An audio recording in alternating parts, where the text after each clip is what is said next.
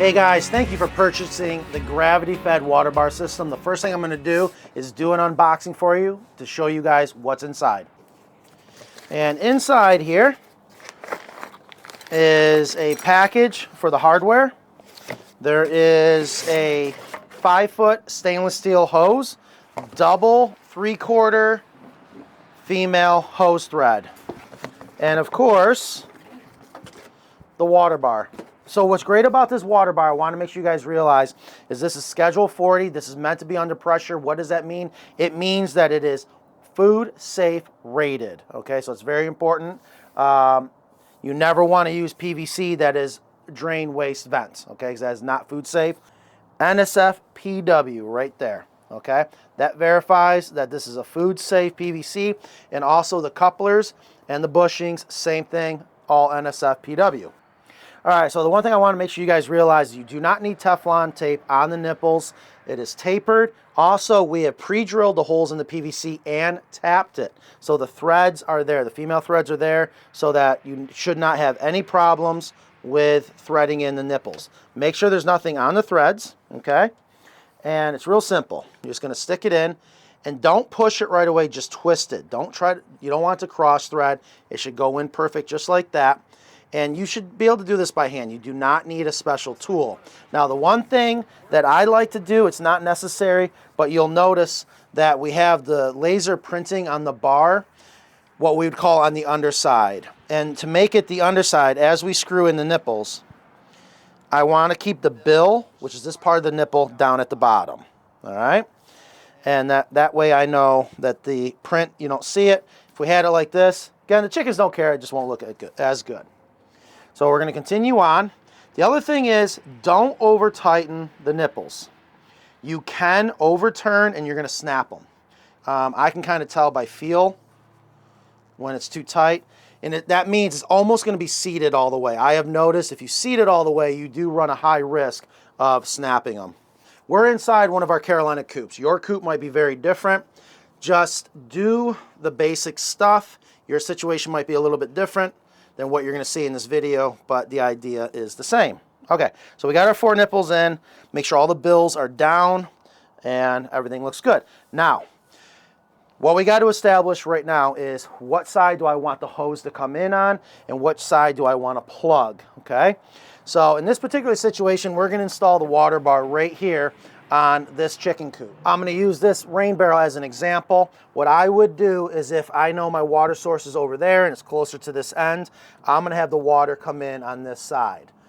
The other thing too that you may want to consider is, again, even though this is gravity style, we want to make sure that if you have your water coming in on the what potentially could be the heavy side of your chicken coop, if there is any settling, okay?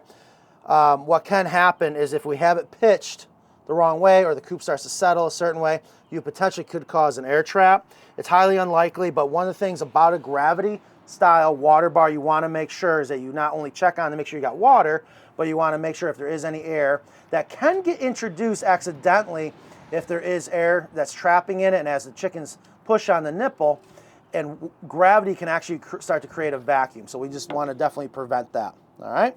All right, so the other thing is, a lot of people ask, well, Matt, how high should the water bar be? In this case, I'm going to set this up for standard chickens, and you want it technically beak height.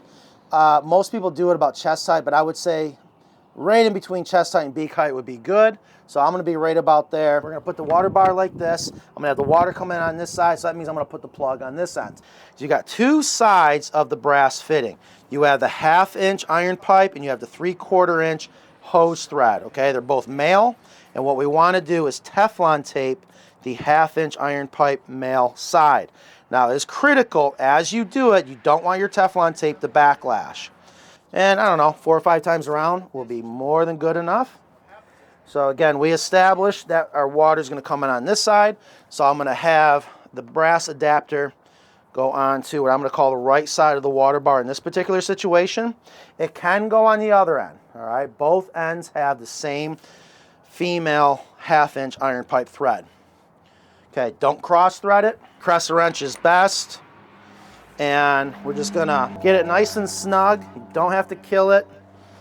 but you want to get it tight enough so it doesn't leak.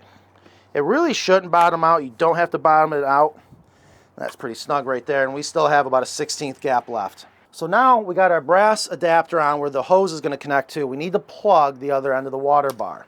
You may be asking yourself, well, Matt, why don't you just put a cap on it and instead of plugging it? It's because if you ever want to upgrade your water bar to a circulating system, you can easily pull the plug and make it a circulating system. So here's the 1/2-inch plug. Again, we're going to wrap the Teflon tape around the same way. So if you're facing it like that, you're going to go around clockwise. That way when we thread it in, it doesn't backlash. If it does backlash, you potentially could cause it to leak. Don't cross thread it, just start it without pushing it. Go hand tight as much as you can, and then go back, grab your crescent. Again, we have about a 1/16 left of spacing. I would say if you got that, then you are good as long as it's nice and tight. All right, now here's the thing. Make sure before you put your hose on, you got that little rubber washer in there. Actually get away by just threading it on. I do like to put the 90 end on the water bar, not the straight end, okay? Reason is typically when you install your water bar, the hose is going to go down right away. In this case, we're probably just going to put it underneath the coop. You can cut a hole in the screen, you can cut a hole in the wall, all depends on your particular situation. And I get it hand tight. If you take a pair of channel locks or a pipe wrench and over tighten that, you'll actually kink that rubber washer inside and cause it to leak.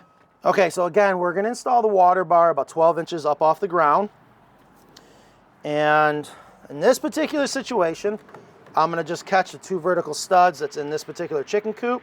All right, so I can just put the pipe strap on just like that. I'm using a number 2 square head bit with a screw gun. There.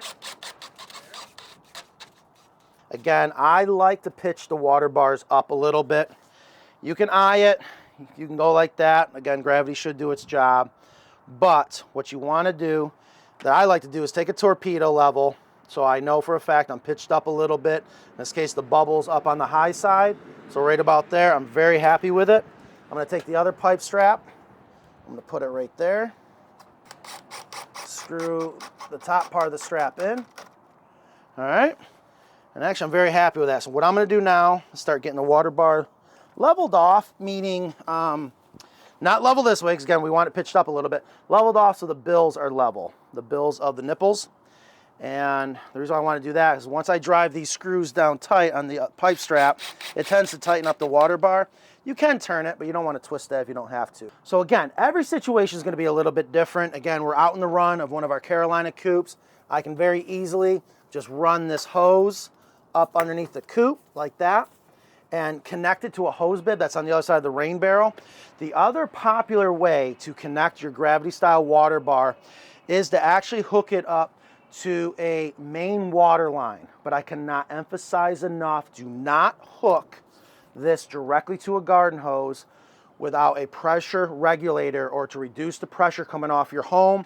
Don't bypass this hose and hook a garden hose directly up to it from your house water, because most likely your PSI is going to be about 60 to 80 PSI, and that's going to be way too much pressure. The chickens go up and go to drink this, it's going to be like getting sprayed with a garden hose, or actually a fire hose, if you will. You got to make sure you reduce the pressure. You can go to a regular RV store. A lot of times you just get those lead-free pressure regulators that you use on campers. Just dial it all the way down. The ideal pressure rating is going to be really anywhere from 3 to maybe 10 PSI. The ideal range is probably about 6 or 7, give or take a little bit, but that's the idea for the gravity style water bar. One of the reasons why a situation like this would be good for a gravity style water bar is if you have no electric at all, you will not need a pump to circulate the water like our other systems. The other nice advantage about a water bar system like this is it keeps the water clean. If you have one of those traditional waterers where the chickens are constantly scratching water into a water trough, it gets dirty, it gets nasty, you got to get out there and you got to clean it constantly. Here, the water stays clean, and the other nice thing about the water bar is it actually helps the chickens to have something to do. That might sound a little strange, but it's nice to have chickens to have to work. You never want your chickens to get bored. So not only will this keep the water clean for your chickens, it's also considered a boredom buster. All right, guys, that's a step-by-step installation of your gravity style water bar. Should you be missing anything or have any questions, you can always contact us and we'll help you out.